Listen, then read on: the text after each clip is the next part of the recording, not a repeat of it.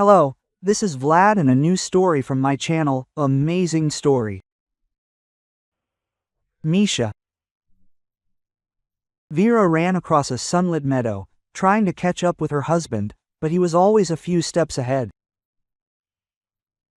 Finally, Vera caught up with him and reached out to touch him, but a strange paralysis gripped her body again. And Vera woke up. However, even in reality, she couldn't move. At first, she heard someone howling behind the wall, a bitter, sobbing sound. Then she felt her skin crawl from the draft, and only then did she open her eyelids. The movement caused a terrible pain. Her head felt like it was splitting into a million little pieces, and everything was swimming before her eyes. I already went to see her about 10 minutes ago. She's not breathing, she heard Misha's voice. Apparently, he was talking on the phone. Mish, Vera tried to call him. Yes, they're breathing. I think we're there. There was desperation in Mikhail's voice, but then he spoke with more confidence. Yes, that's for the best. Now we'll carry them further into the forest. The forecast says rain, so it will wash away all traces. Vera felt her insides collapse. Her beloved husband, the father of their unborn child, was talking about her. They were going to carry her into the forest. Okay, I'll check again now. Misha's voice grew closer. Vera decided she needed to pretend to be dead. Then at least she'd have time to think about what to do next. The door opened. It became even colder. A dense, black clot of shadow came right up to her face. Her eyes were closed, and through her eyelashes, Vera couldn't make out her dear features. But she recognized the scent of expensive perfume immediately. Vera associated it with peace, safety, trust, and something else that could be called dear. But now this scent frightened her with its falseness. Her husband touched her cheek, but, feeling the coldness of her skin, he jerked his hand away in fear. She was in the same position as 10 minutes ago, not moving at all. Her skin was cold, he reported over the phone. Then he listened to the answer. Good. Vera felt her husband looking at her. She wanted to get up and cuddle up to him. Let this all be a bad dream. But she couldn't even lift a finger. Mikhail left the room, and Vera was left lying either on the carpet or on a fur coat carelessly thrown on the floor. What she heard had plunged her into a state of shock, and now she didn't know what to do. Thoughts fluttered in her head like wounded birds. The man she trusted had betrayed her. For what?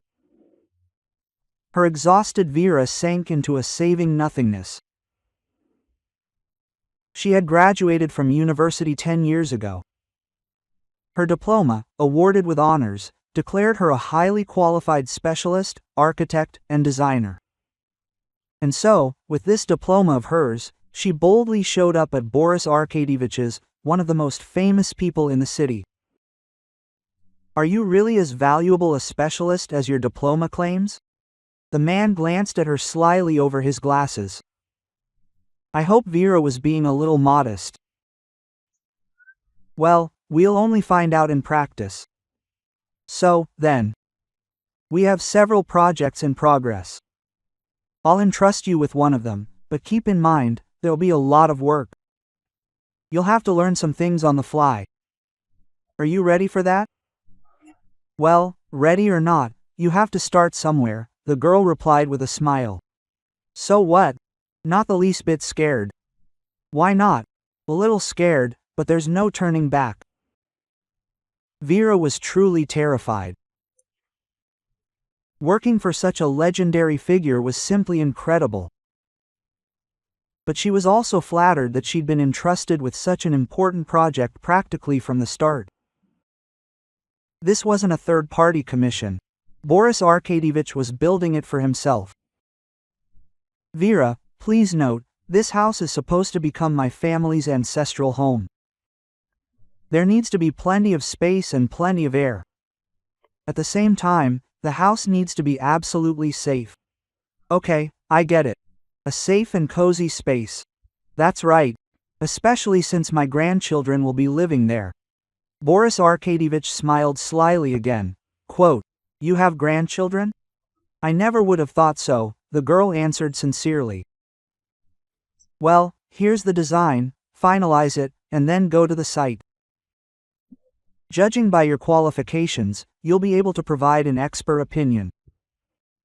Yes, I took several additional courses. Vera was proud of her. Broad expertise. She immersed herself in the design and quickly realized it was perfect. All that remained was to polish the details, and the future home would truly be a very cozy place. To be honest, Vera was even envious. She would have gladly signed off on such a design. A week later, Boris Arkadyevich sent her to the site. Her imagination and architectural renderings conjured up a lake with a wooden house on the shore, along with a complex and beautiful landscape. In fact, the site turned out to be more than just challenging, it was extreme. And it was clear the contractors were bending over backwards to ensure everything was perfect. Quote, "Hello, are you Vera?" A stocky man of about 50 extended his hand. "Yes, you?" "I'm Pyotr Mikhailovich. My guys and I are working on this beauty." He pointed proudly at the construction site. "And what about the deadline?" "We're even on time," the man nodded confidently. "But, there's a problem. They brought the wrong materials, and not for the first time. We used to be able to get them back, but not anymore. Is there anything I can do to help? Could you talk to Boris Arkadyevich?" "Well, you can't skimp on materials." Pyotr Mikhailovich walked her around the entire site. He spoke of the house as if it were his child, he was proud of it. And the future of Pyotr Mikhailovich's company depended on this project. Quote, "The work is certainly going hard," the man confided. "Something crazy is going on. Workers get injured, the lake water rises, and a wild animal emerges from the forest. Trucks carrying materials are constantly heading in the wrong direction. No signs help. Maybe some otherworldly force is interfering," Vera decided to joke, but quickly stopped short when she met a frightened look. Quote, "You've already heard what Vera didn't understand. A house used to stand on this spot. Its owner was a young girl. She rotted the forest spirit, and it cursed both the girl and her family, as well as the place where she lived. The girl drowned herself, and since then all sorts of miracles have been happening here. The locals don't go to the lake. Pyotr Mikhailovich, do you believe in such heavens?" The girl laughed. "But you wouldn't laugh," he said, slightly offended. "Walk around here alone and you'll understand everything right away. If the forest spirit doesn't like someone, it will send trouble down on them." And indeed, when Vera decided to move a little away from the house, she was overcome by a strange tremor, as if someone was watching her from the thicket. When she returned back to the city, troubles rained down on her. First, the neighbors flooded, then Vera herself almost got hit by a car, managed to jump out of the way, but badly twisted her ankle. Soon, Mom called. Dad was having a seizure, he was in the hospital. And Vera began to wonder if it was the result of a curse. Quote, "Vera, we have an emergency," Pyotr Mikhailovich was shouting into the phone. The brakes on the truck carrying materials failed. First, it rammed the house, then flipped over, and finally fell onto the lake shore. "Is everyone alive?" "No," one of the guys, Pyotr Mikhailovich, sobbed. Vera's insides sank. She had warned them, Their access roads were unsafe and needed to be rebuilt. Vera didn't sleep that night. She kept seeing Pyotr Mikhailovich's face and his sobbing phone call before her eyes. She was confronted with death for the first time and didn't understand how to live with it.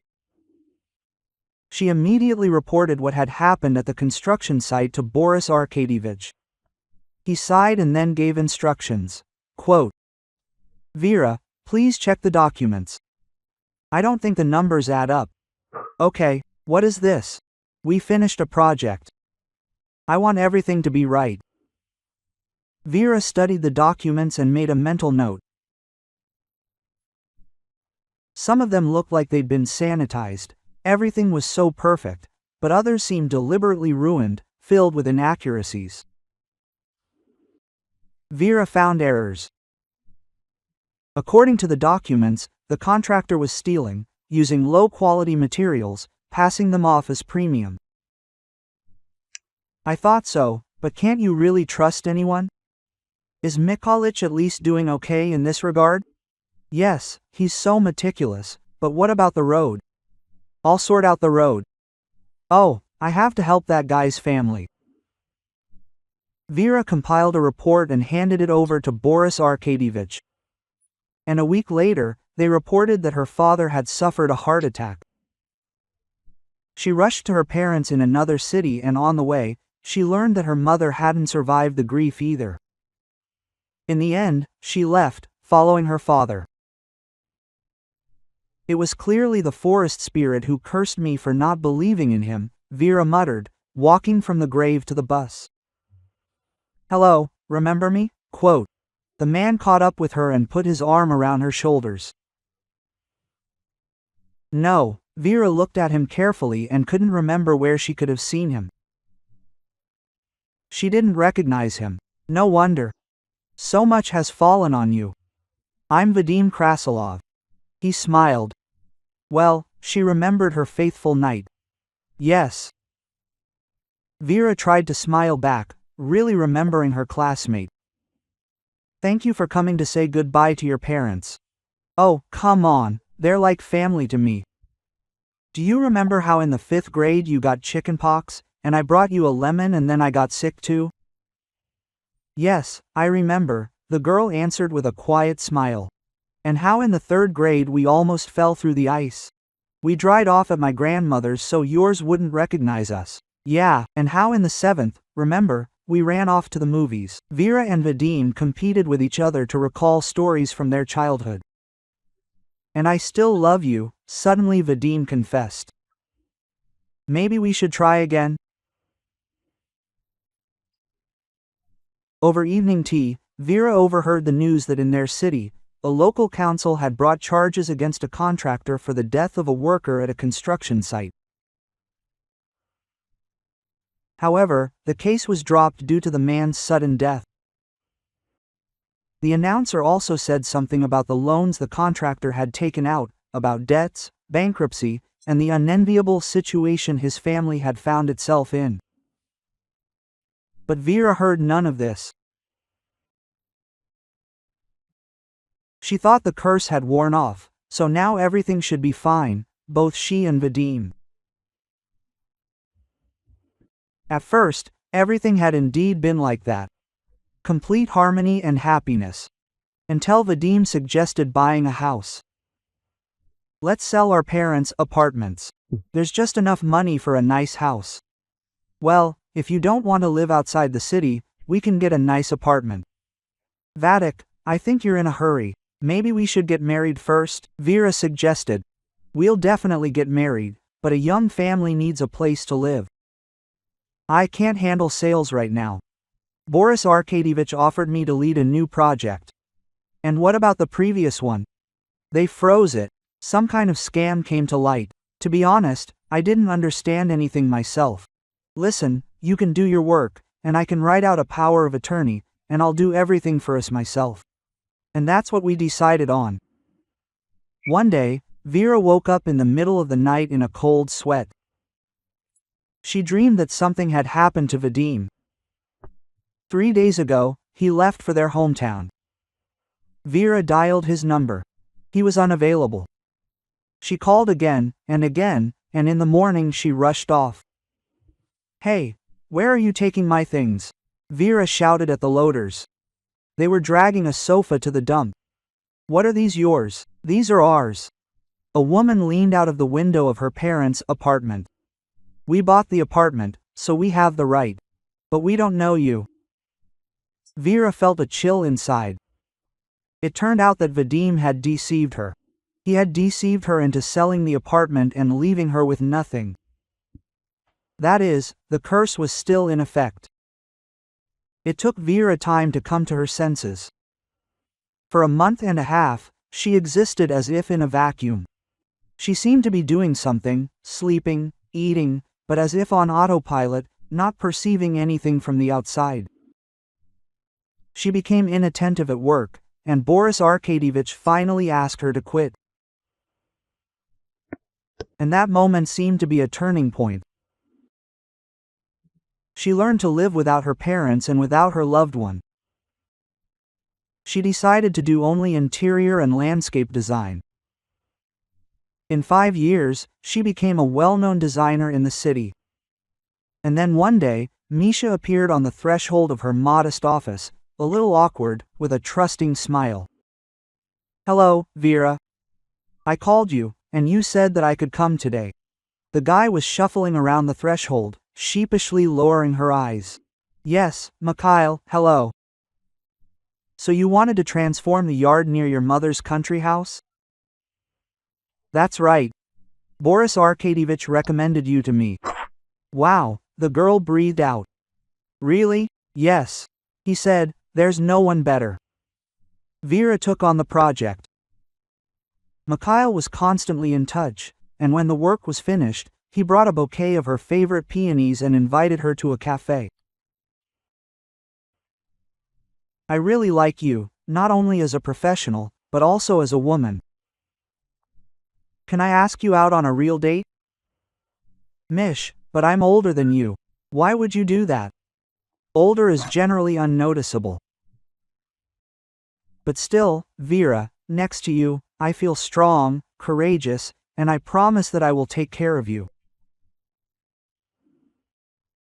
Vera looked at him and thought of only one thing. Maybe, having gone through all the circles of hell, she could be happy with this man. She deserved happiness too. And then there was the wedding, the white dress, the doves in the sky, and the restaurant. And then Vera woke up in the house. It seems to be the very one that Pyotr Mikhailovich built. Voices were heard behind the wall again. "Mish, I showed you the documents. It was her. Your faith destroyed your father. She forged everything. You and I came up with this plan to punish her." Vera recognized Boris Arkadievich's voice with horror. It turns out that all this time Misha was seeing her only to punish her for something. "I don't know, but during this time I realized that I love her. And she couldn't have forged the documents. And who forged them? Or was it me? I don't know." Misha seemed to doubt what he was about to do. "We overdid it with the sleeping pills, of course, but never mind, they'll think she drank. After all, there was the wedding, the stress, and then she went into the forest and got lost." Boris Arkadievich chuckled nastily. "You know, I feel sorry for her." "You fool, it's because of her that your family is ruined." Boris got angry. "Arkadievich, come on, get the body here." Misha entered Vera's room again. She moved her hand weakly. "Vera," he whispered. "You're a traitor. And you slandered my father." "I didn't do anything like that. I saw the documents with your signature." "Yes, I signed the documents, but they were somehow strange. If I'd known it was your father, I wouldn't have believed it. I double-checked them several times. He was an honest man, and the one responsible for the death of the worker, and my father is the one who slipped me these documents." "Boris Arkadievich." Misha looked at his wife in surprise. You're such a tenacious creature, how lucky you are. And all your troubles bounce off like peas against a wall. Your classmate was supposed to have gotten rid of you, but he only robbed you. The driver should have hit you, but you bounced back just in time. Even that fool believed him. And you dissuaded him. So it was you. Vera was gradually coming to her senses. Rage gave her strength. I called the police, Vera. Your police will be here. Do you know how long? You're wrong, they're already here. They came right after you. So yes, I had no intention of doing anything bad to Vera, and I was very scared when I realized what could have happened, and no matter what she did, she was dear to me.